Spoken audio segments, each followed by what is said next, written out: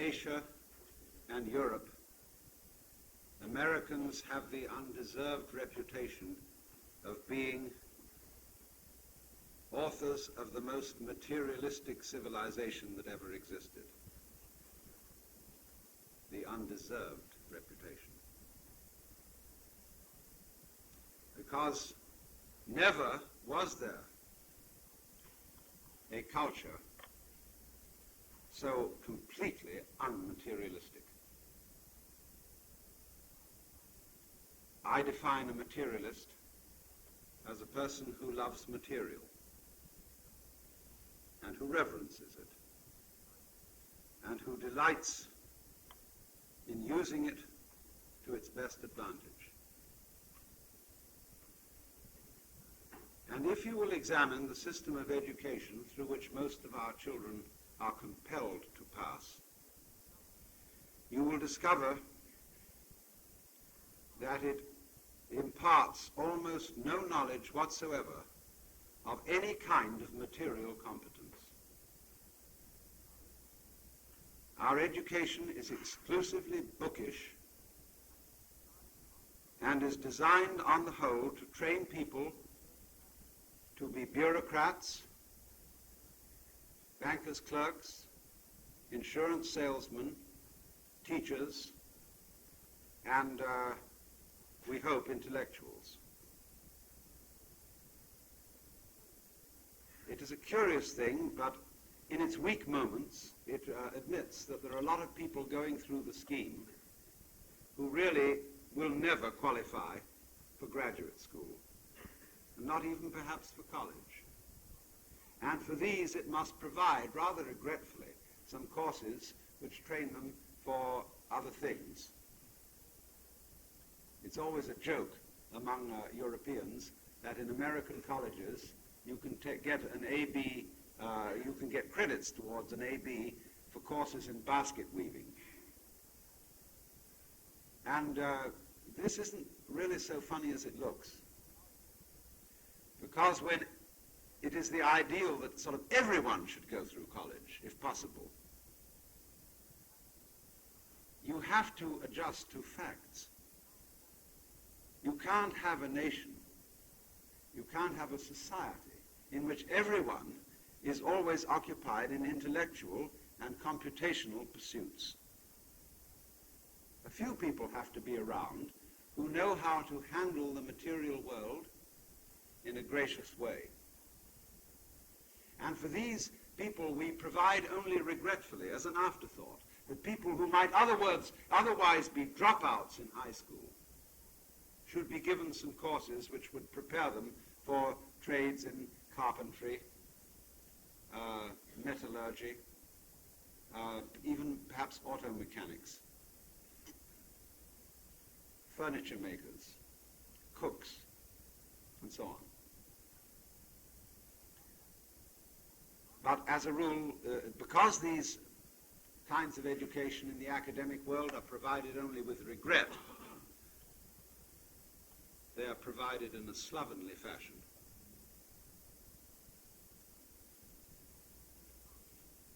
We simply do not relate to the material world. And we are increasingly lacking in any kind of competence in handling physical matter, except in such far-out cases as people who make jet aircraft and certain very sophisticated types of scientific instruments, where it is absolutely necessary that there be the highest degree of mastery. Aside from that, because of the lack of material competence, our life is extremely drab. It is simply astonishing that the wealthiest nation on earth simply does not know how to enjoy itself in a material and obvious way. Now, you would think, you see, if you were just an ordinary kind of a horse sense kind of person, that the richest nation on earth would have a whale of a good time. You would think that with all the money one earns, even at doing a factory job, that when the hours of work are over, that people would go home with all the money that they earn, which makes them princes by comparison with Indians and Chinese, that they would go home to fantastic banquets, marvelous orgies, and riots of pleasure all the night through. And this would simply be common sense to people who did not suffer from a Protestant ethic.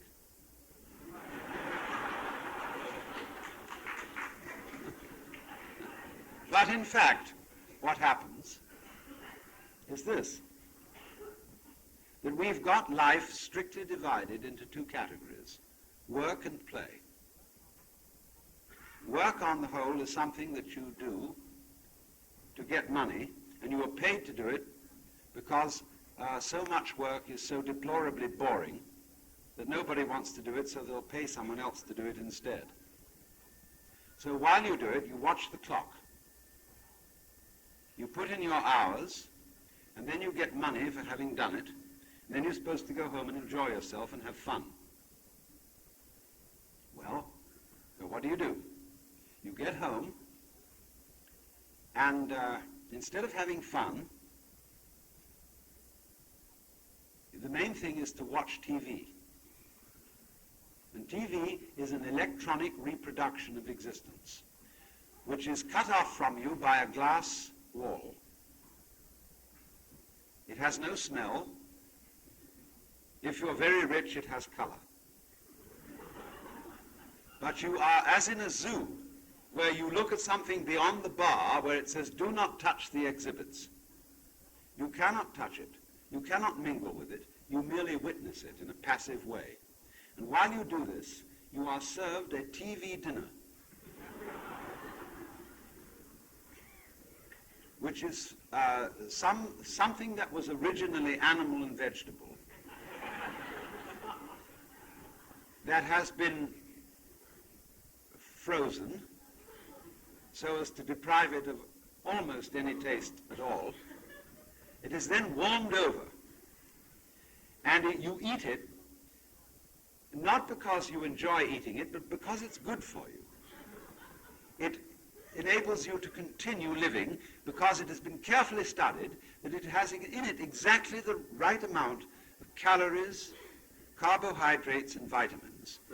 And many of such preparations are served with a small label which contains a scientific formula on them as to all the good things for you which it contains. It tastes of nothing whatsoever, and you eat this while you watch this show going on. You may wash it down with a soft drink that's vaguely alcoholic called beer. And in the meantime, you get absorbed by the spectacle going on in front of you, in which you do not participate, you merely witness it. And it goes on long enough for you to be tired enough to go to sleep. This is supposed to be a life of pleasure. Generally speaking, you see, we really are not materialists at all. We don't love material. We hate it. And we are devoted to the cause of converting it as fast as possible into junk and poison gas. We are not people who love time, which is one of the measurements of material, and space, which is another. We want to abolish it. We want to get as fast as possible from one place to another, to get rid of space and to get rid of time. And the result of this is, of course, that as we get rid of space and time, as we make all places almost immediately accessible by jet aircraft, all places become the same place. So naturally the tourist who is beguiled into taking a holiday in Honolulu asks, is Honolulu still somewhere else? Is it still a land of girls in hula skirts and naked breasts and palm trees and luau's and so on? Well, they'll make it like it is, vaguely, but of course it isn't. Honolulu is the same place as Coney Island, Atlantic City. Tokyo is just the same. It is simply an extension of Los Angeles, one of our suburbs. Because the faster you can get from place to place, the more you have conquered the limitations of time and space. The more everywhere is the same place. So the differences between different cultures, the differences between people, the things that we want to see when we go to foreign places are increasingly unavailable, except as something provided in a phony way for the entertainment of tourists to deceive them into the idea that they really did get somewhere else.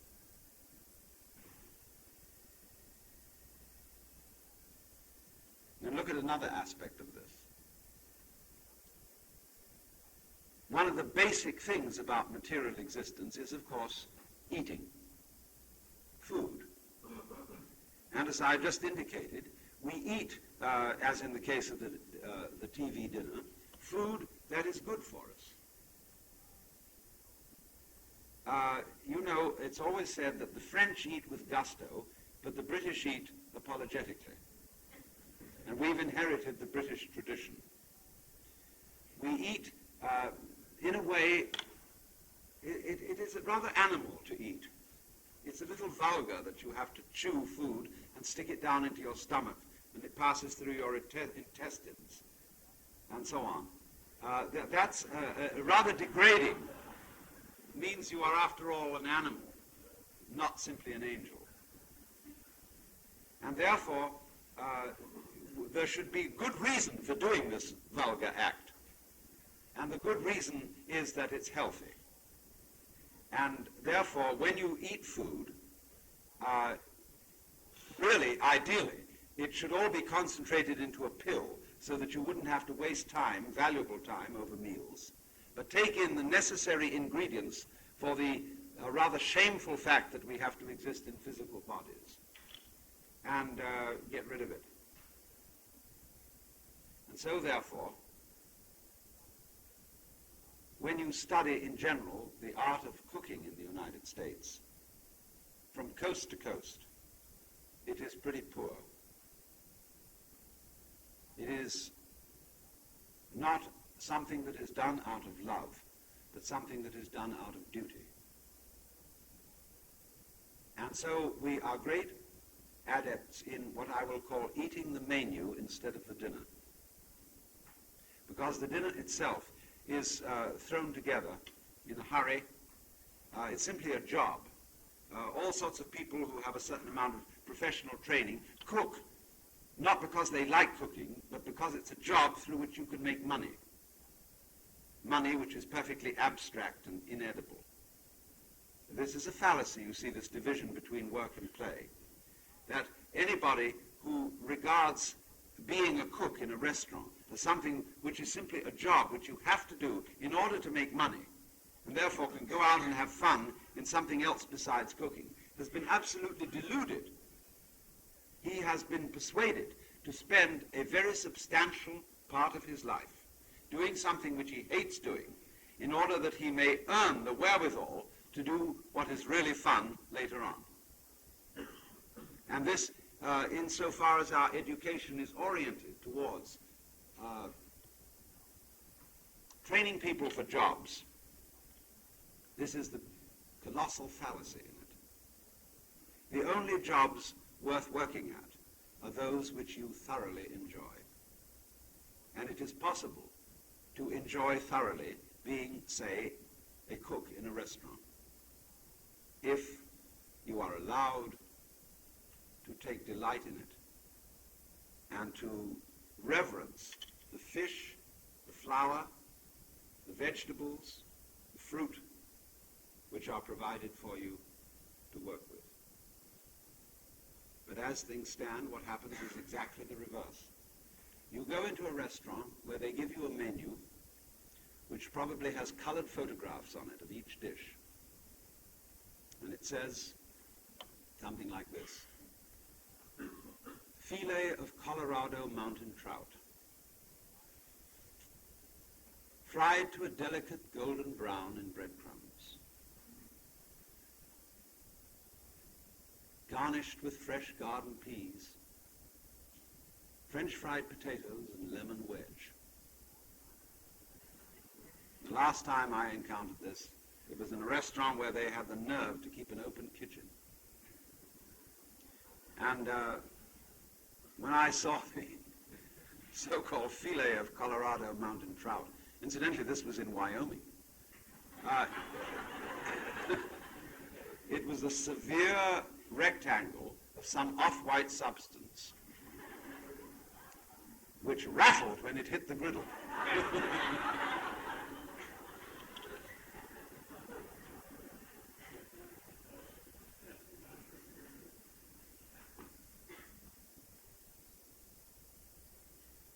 You know,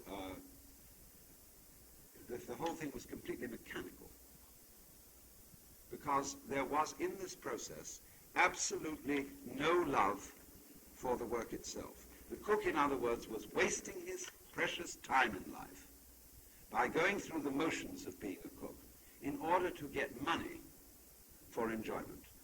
Now, the thing that has to be understood fundamentally in the whole process of education for life is that money is an abstraction. It cannot of itself buy any pleasure whatsoever, because all pleasures involve skill and love. Enough love to discipline yourself to enjoy the pleasure. I live in, as was told you in the introduction, in Sausalito, which is a lovely waterfront town north of San Francisco, and we have harbors galore, filled with pleasure craft, sailing boats, motor cruisers, which for the most part nobody ever uses except for cocktail parties aboard when they're tied up. Very few people go out on them, because sailing is a difficult craft. These boats were advertised as something you ought to have to enjoy yourself, but when you got them, you found that you couldn't enjoy yourself unless you knew how to sail. Well, you didn't have time to do that because you were so busy making money. So all these boats just stand around. And nobody really enjoys them at all, because they won't take the trouble. But having been persuaded that money is wealth, take another case of this delusion. You could make a lot of money, say, in the grocery business by turning out shoddy products in excellent packages. You cheat on the weight and you cheat on the quality. You make more and more money. Fine. But when you've got it, what are you going to buy with it? Other people's shoddy products. We have cars with built-in obsolescence, which are nothing but toy rocket ships. We have, as I said, various kinds of foodstuffs, which are increasingly lacking in nutritive elements. We have houses, which are made of ticky-tacky.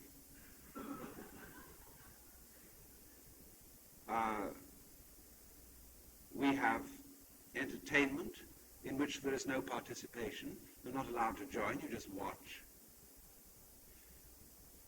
We have, we are busily fouling our own nest. Have you smelt the air today in this town? So it all smells of some kind of funny acid. And this is supposed to be people who are rich and wealthy and know how to enjoy themselves. It's a farce. And to some extent, the reason for this farce is the whole philosophy of education through which our children are being processed. I want to look at this, but I want to look at it first of all from the standpoint of bringing up children in this culture and the whole structure and nature of the family, because that's where the puzzle begins. Have you noticed that over many years, a large number of the jokes in most of our popular magazines where they print cartoons have to do with father as a clown. Take Dagwood in the comic strip. The incompetence of Dad, who is always some kind of an idiot, whereas Mom has to handle the real problems of the family and is therefore the realist in the picture. Dad is a clown. Why? Because he goes away to a mysterious place called the office or the factory, in which the family as such have no part and no real interest. He brings back a thing called money, and they want more of it, see, back at home. They don't care how you get it, just so long as you bring it back, because they're not interested in what you as a man do. And when you come back from the various rat races in which you are engaged making money, you're supposed to be a good pal to the children, play with them, and look after your wife and appreciate what she's done all during the day. But they have no interest in what you do. They couldn't care less. And furthermore, you as a father and you as a mother are expected to live for your children.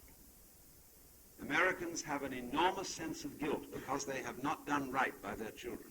And they're trying more and more to do right by their children. And they always feel they haven't quite succeeded somehow. We are child-centered families. Guilty, constantly feeling guilty because we haven't brought them up. And therefore we call in every kind of specialist and expert and advisor to tell us what we should do with our children. The difficulty is that the family as an institution is not surviving in industrial culture. It is an institution designed for an agrarian culture. The family was built around the farm, where the children worked on the farm and understood and were brought up into the interests of the farm. The small shop or the workshop, such as you find in an agrarian culture. It's fascinating to notice today the transition from agrarian to industrial culture in a country like Japan, where it's been extremely rapid. Let's take the craft of carpentry in Japan. The Japanese have been some of the best carpenters in the world, absolutely marvelous, knowing how to make the most complex joinery constructions without even using a blueprint, doing it by feel and by eye. In order to train a person to do this kind of carpentry, he has to begin to learn when he's 7 years old. But as it is now, because Japan has transferred to being an industrial culture, you may not bring up your child in your profession as a carpenter. You have to send the child to school where it can learn to be an insurance salesman. The child gets through school, goes through high school. When the child gets out, it's not interested in carpentry, it's interested in girls. Has to fool around with that for a while and then get married and then begin to learn the carpenter's trade, and it's too late to be anything but somebody who follows a blueprint. And therefore, this marvelous craft, which the Japanese cultivated for centuries, is being lost. For what?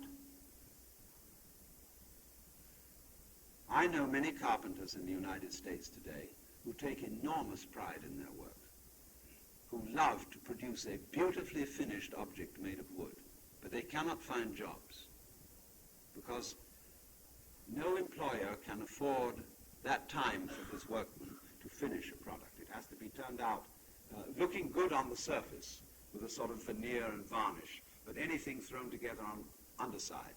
So it'll wear out and they have to do another one. So nobody has any satisfaction in the job. And the reason is that the family no longer holds together, because the family, the man in the family has to go away and earn a living that has absolutely no relation to his living relationship with his wife and his children. And therefore, naturally, he's regarded as a clown. When he comes home, he's not really a very good pal to his children, because the children would find a real relationship with their father in joining in his work with him. Every little child wants to join in his parents' work. They go into the kitchen. They would much rather play with the pots and pans than anything else. They want to help. They naturally want to join in, but they cannot. And therefore, instead of being allowed to join in with the real work of their parents, they are given propitiatory objects called toys. You may have a toy stove. You may have toys, dolls, and pretend that they're babies. You may not actually look after the baby because there might be an accident. So the children are propitiated with every kind of fake plastic thing that adults are supposed to use. Especially those real adults who go out and fight the wars, you know. Then they have the plastic gun. And the children are not satisfied with this. They are absolutely frustrated with it because all these toys fall apart in a hurry. They don't really work. They don't do what's expected of them. They are not real. And the child knows they're not real. And you should see Christmas Day when you really think about Christmas Day in the average family and realize that after the children have opened all their fake presents, which were dolled up to look as if they were the treasures of princes, and they get the plastic toys and they find everything doesn't work. And by time for Christmas dinner, they're in a screaming tantrum because they know inwardly that they've been insulted. They are not allowed to participate in the real world. You are children. See, you don't really count. And so as the whole educational process continues, they are educated for unreality, for non-entity, by being progressively fooled. You see, it works like this. You know this story of the donkey who has a carrot suspended in front of him, and it's attached to a stick which is fastened to the donkey's collar. So we'll always chase it but never catch it. So this is what we do. We send a child into kindergarten and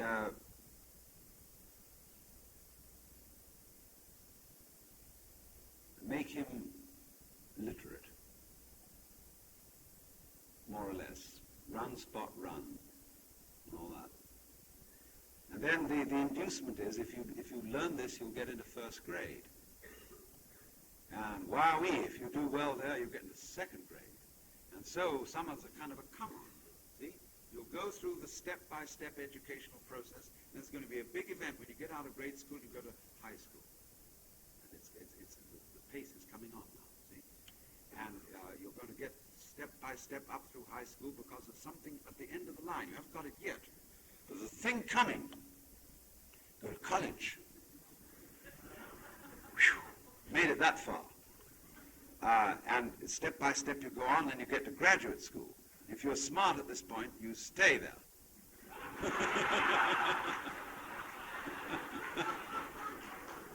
But if you don't get into graduate school so that you can just stay in the academic scheme of things, you go into business. That's getting out into the world. That's graduation. See, now you're an adult. Well, then the first thing is you get into a sales meeting where they say is, make that quota. And if you do, they're going to give you a higher quota. And if that thing is at the end of the line, it's there, and all the advertisements say, by the time you earn this and get that, you'll be able to have the right kind of car, the right kind of speedboat, the right kind of track lot, the right kind of clothes and everything, the right kind of drinks, and you'll be there. And finally, you work along at this, you're earnest, and about the year of 45, you end up as vice president of the company, maybe president. And you say, I've arrived. I'm there. But I feel vaguely cheated because I feel just the same as I always felt. I'm there, but I haven't caught up with that thing I was always promised. And suddenly an insurance man comes around and says, wait a minute. You're going to retire at 65. We got a program for you. So that you'll be just right. When you're 65, you'll be able to drop all this business and do what you really want to do.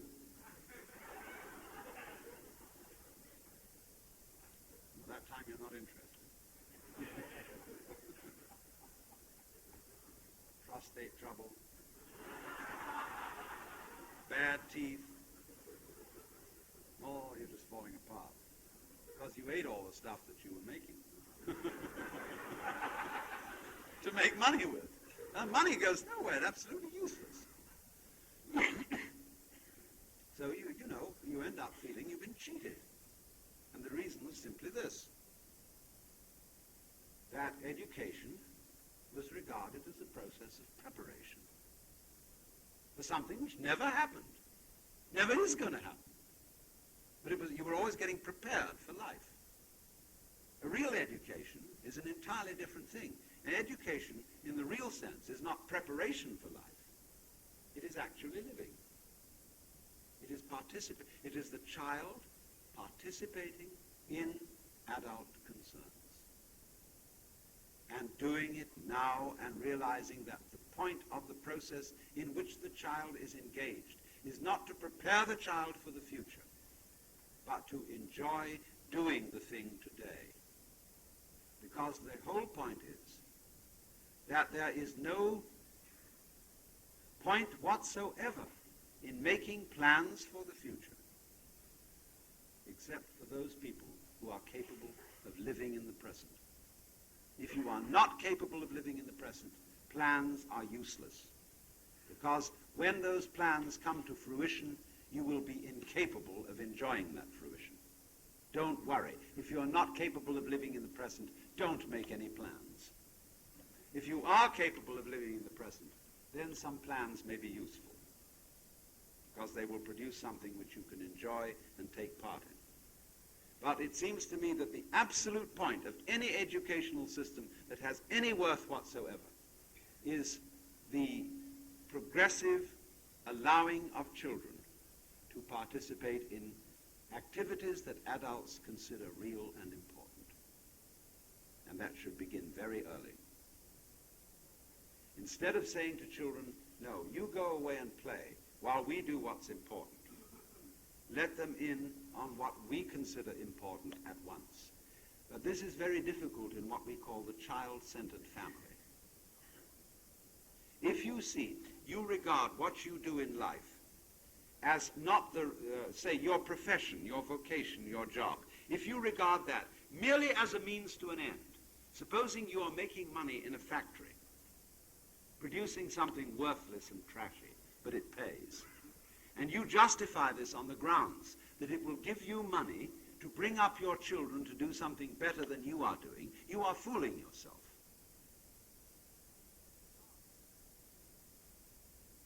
Because your child will copy you. And if you exist simply to bring up your children for something better than you have, then your children will do nothing but exist to bring up their children to do something better than they have. And they'll always be frustrated.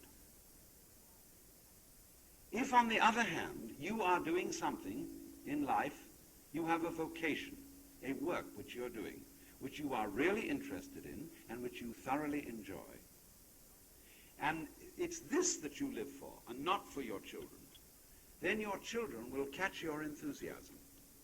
And they, in turn, will find something that they can live for and be really interested in, and in turn their children will become interested in it. But we are unfortunately a culture, because we always have the sense of guilt that we haven't brought up our children properly. We do everything possible we can, theoretically, for the good of the children. You should not live for the good of your children. You should live for your own good, and then your children will learn from your example how to live.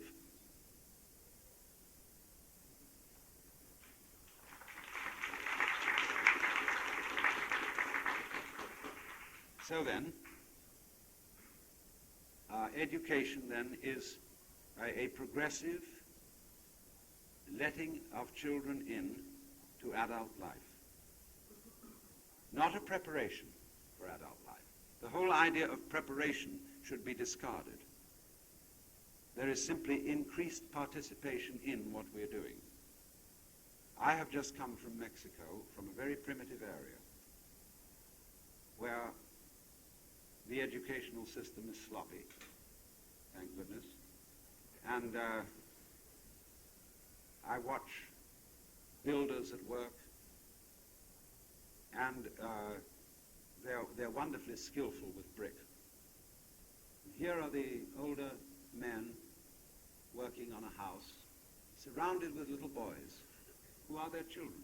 And the little boys are running errands and doing things, and they are learning how to build while they help their fathers.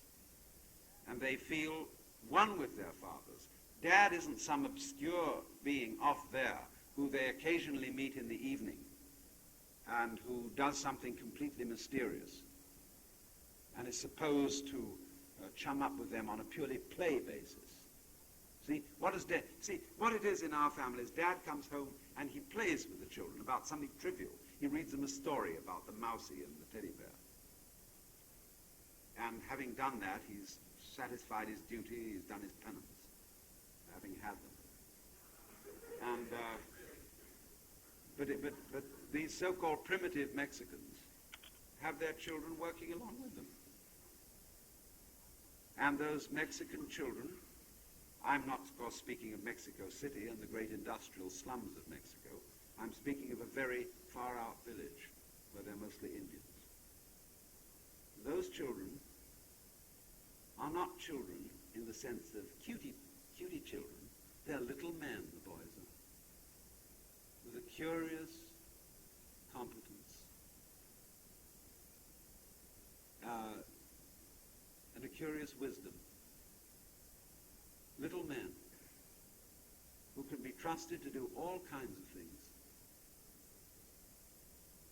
but they are really related to their parents because they are engaged in the same work as their parents. But you see, we have abandoned all responsibility for our children by sending them away to be educated by other people and other children, especially by other children. All equally, I mean, it's the blind leading the blind. And so we are increasingly oppressed by guilt that we somehow haven't done right by our children. And we want to give them the best that we can have. But it's the whole trouble is we are, may I say, ass backwards.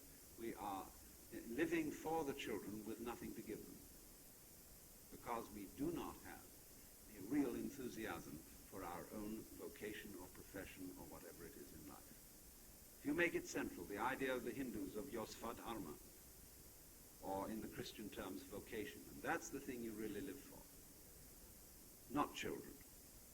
If you really have that with you, the children will catch it from you and be inspired by it and join in with it. But the problem is, you see, that in industrial culture, there are very few opportunities to bring about that state of affairs. Imagine going to the bank and bringing your children along with you to peek over the counter while you hand out the cash, put in the checks. You see, in any important thing we do, we get rid of our children. We get the babysitter. And when we're going to have fun in the evening, get the babysitter and keep the children out of it, for heaven's sakes.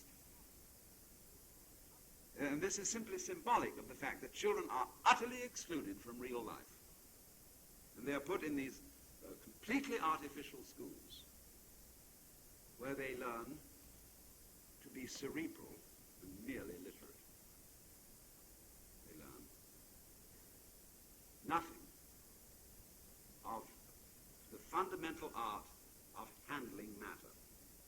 Now, what are the fundamental arts that we need in this life? If we are to be comfortable, if we are to enjoy ourselves, we need good food, well cooked. Isn't that fundamental? Do you live to eat or do you eat to live? Both, of course. But if you don't live to eat, the food that you eat won't be very nutritive to enable you to eat to live. You won't take any trouble over it. You won't love it. Look, when you get materials, you've got some onions, you've got some fish, you've got a slice of beef. You can't cook that properly unless you love it. All those are dead creatures which have died in your honor. you going to do about that? The only way to deal respectably with a creature that has died in your honor is to give it an honorable cooking. The dead cow you are eating is becoming you, and the least you can do for it is to let it enjoy itself as you.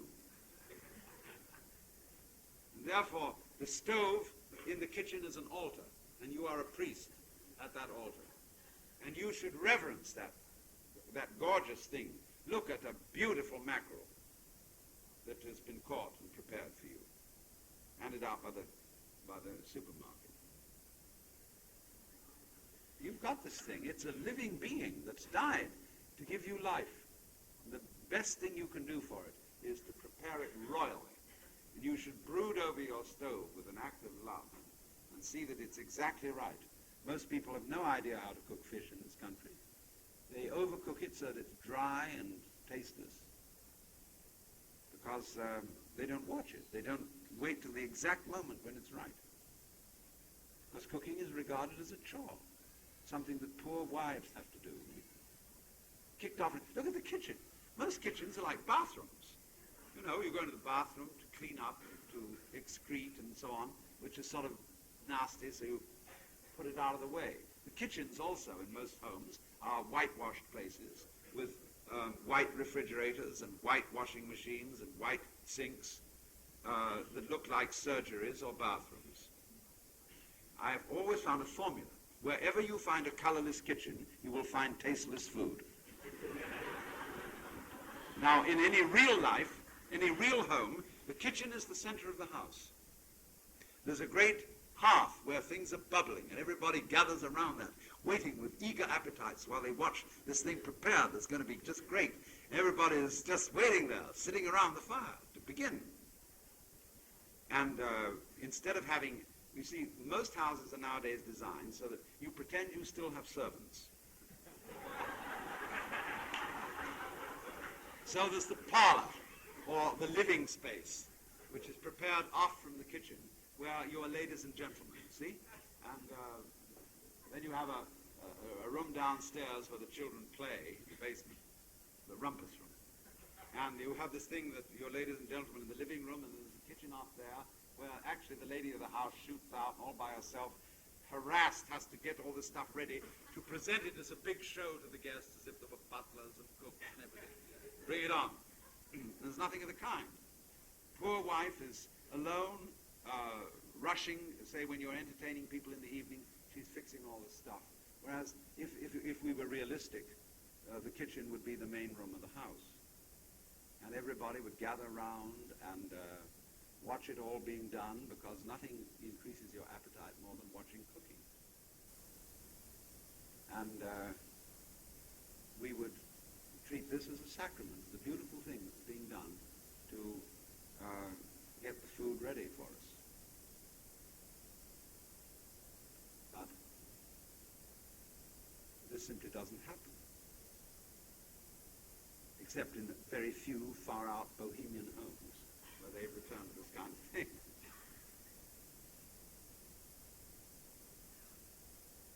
So cooking, then, is one of the arts of material competence. And we do not teach it.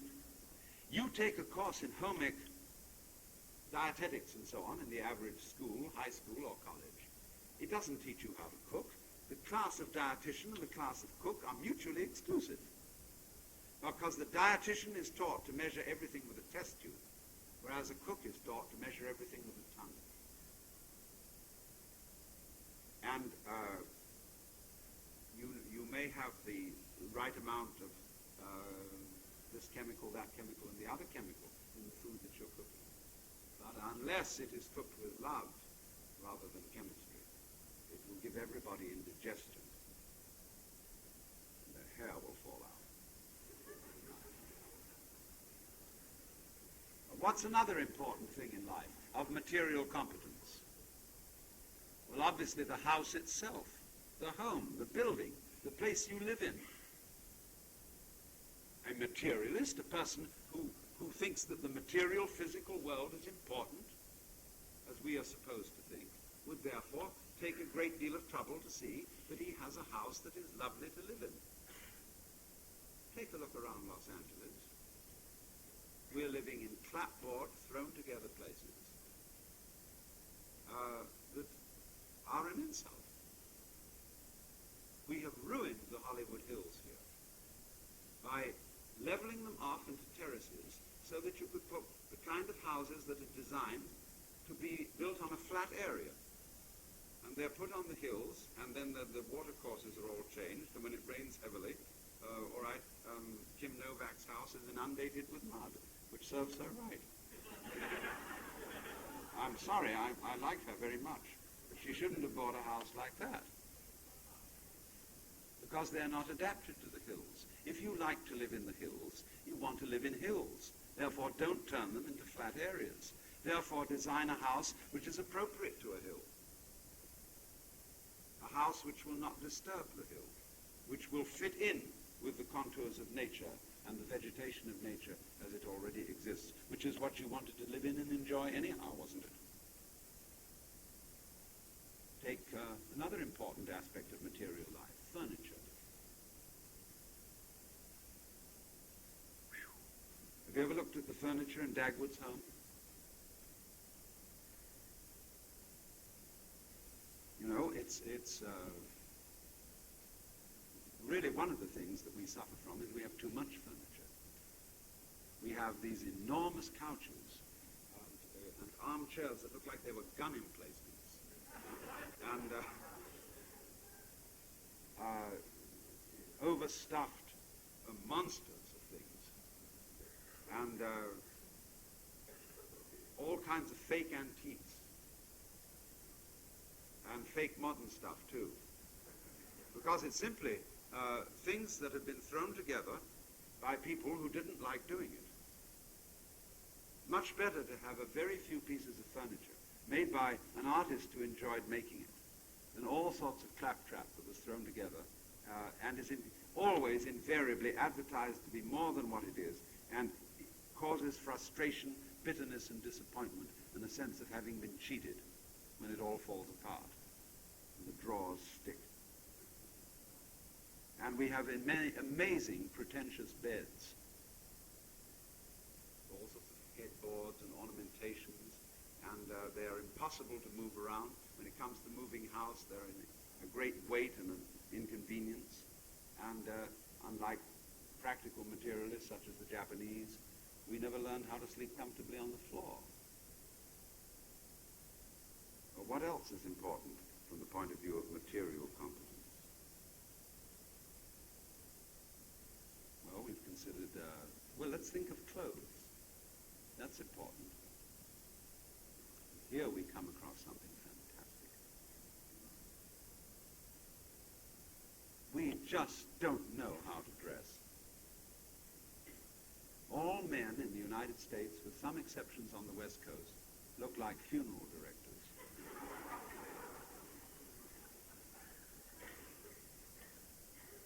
Look here. I'm wearing this thing as a concession to propriety.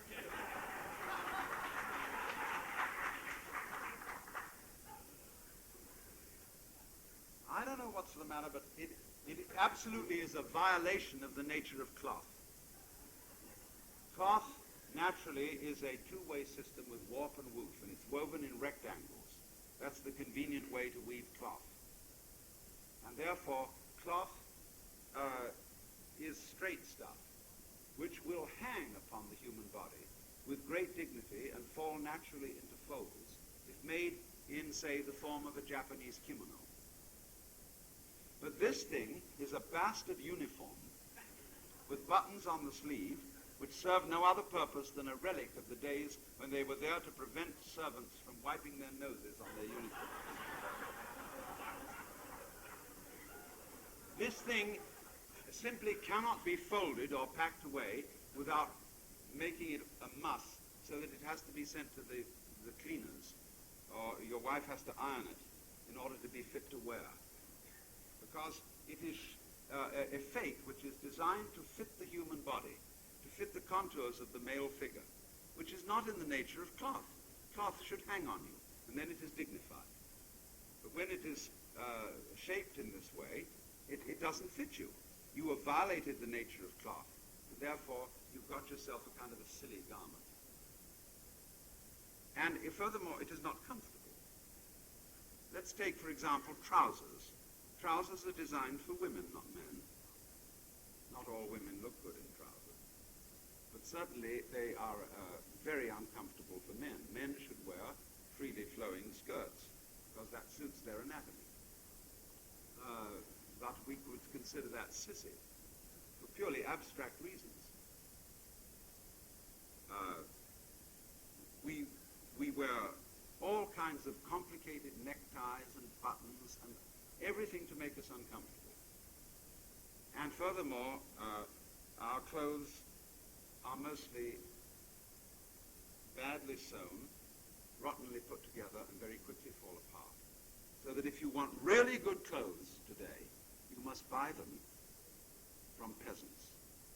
You can go, for example, to Mexico and get gorgeous woolen clothes, serapes, sweaters that are absolutely beautiful. You can still go to the Orient and buy magnificent clothes made by people who enjoy making them. Whereas here,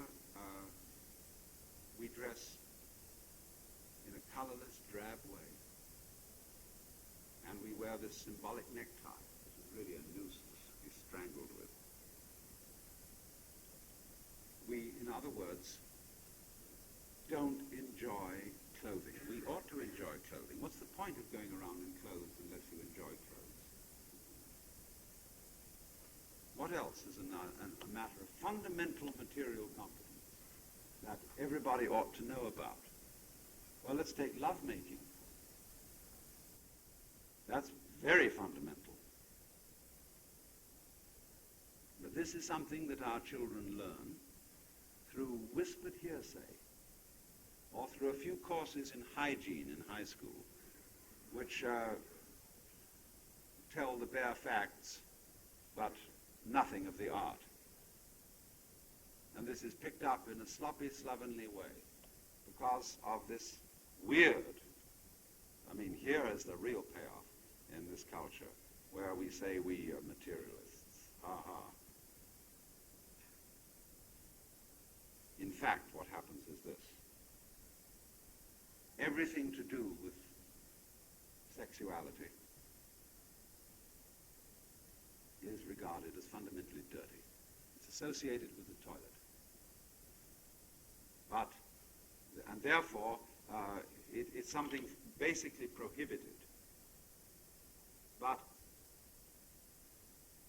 men brought up in the WASP culture know that it's really supposed to be fun, and so they sort of snicker about it. And it's always on the side. It's something that you don't really enjoy unless you feel it's dirty. And you're doing something you're not supposed to do, then it's kind of fun. And so there's a perpetual hypocrisy play about the whole thing. And nobody ever, the most banned, the most reprehensible thing you could do in this culture is to come out, say, with a book on the art of loving, which would be comparable to a book, say, on the art of music or the art of cooking, that would be beautifully instructive, to show every subtlety, every loveliness that is possible in the contact between male and female, that would be serious, that would be almost religious in its approach to the subject. That would be the most dangerous book imaginable. Because it's all right so long as it's dirty. It's all right so long as it's filth. But the moment it's something that is really important and really reverenced, then we're afraid. And this is the test of the whole thing. This is the root of the matter. This shows where we are not materialists and do not love material, do not love mater and mother, materia. So as a result, we have a culture which instead of being materialist is abstractionist, which, for example, confuses money with wealth. You know the situation, you go to the supermarket and you fill your little cart with all sorts of goodies, and you push it up to the counter, and the girl goes clickety, clickety, clickety, click, and a long, long strip comes out. And she says, please, $30.25. You feel depressed. Not perhaps because you thought you were paying too much for what you got, but you lost $30.25. Your bank balance went down, see? But instead you've got the cart full of the stuff you're going to walk out with. The real wealth is in the cart. You know, not mentioning how much of it is fake, but it is essentially, that is your food. That is the stuff you're going to live on. And it's in your cart and you are going to go away with it. But you lost the money. So in other words, the abstract thing, the amount of money, the figures, the status that you have, all that is more important than the actual physical situation.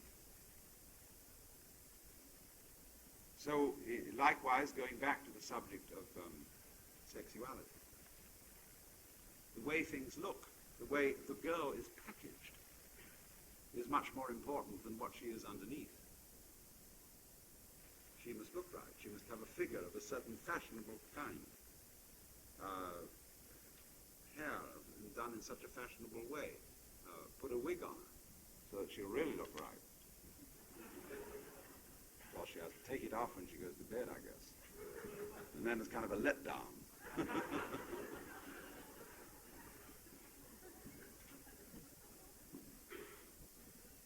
In other words,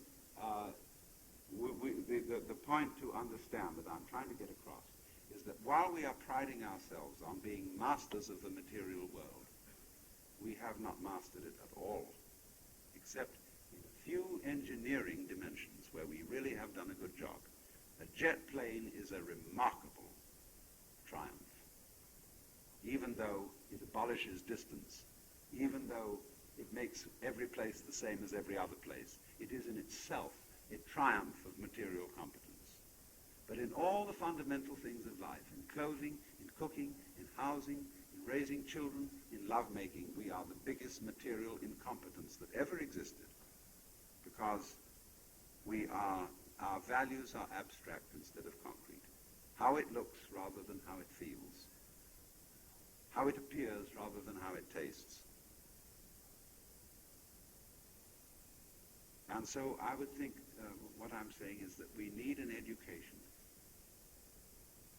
which brings us back to nature in the sense not of the birds, the bees, and the flowers, and all that sentimentality, but of being focused on the material present.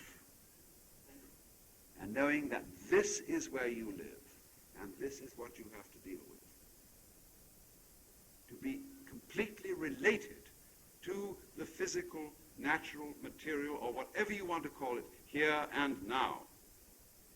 To know that's the only place you live. You don't live anywhere else. And to be able to live richly and fully in that situation, instead of constantly preparing children for something else later altogether.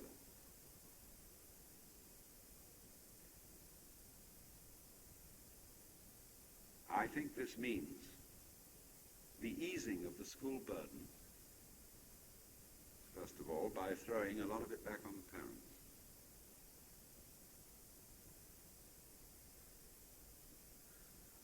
The school system is a huge babysitter system.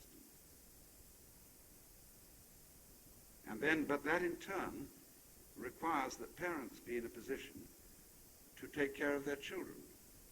As it is, you see, they're engaged in occupations which necessarily take them away from their children. What does that go back to in the line of cause and effect? It goes back to the fact that people are engaged in occupations which simply make money and which they do not really enjoy and which they do not really live with. And that is why among young people today, under 25, there is increasingly unwillingness. Corporation job hunters, people who are looking for bright talent for the corporations, going around our colleges today are having an increasingly difficult time. Because the brighter the student, the less they want to get involved in the traditional kind of corporate life. Because that completely takes them away from any form of work which will involve the participation of the woman they love and the children they love. So people are looking for ways of living whereby they don't live this fragmented, abstract work life that is completely cut off from all the rest of their truly human associations. And so we are facing a very big revolution in which our young people want to return to reality. And even though what they do may make very little money, it will at least have the satisfaction of being an actual relationship to the real world in which we live now. I don't know the detailed answers to all that, but this is what is coming. It will be very disruptive of things as we know them, but better by far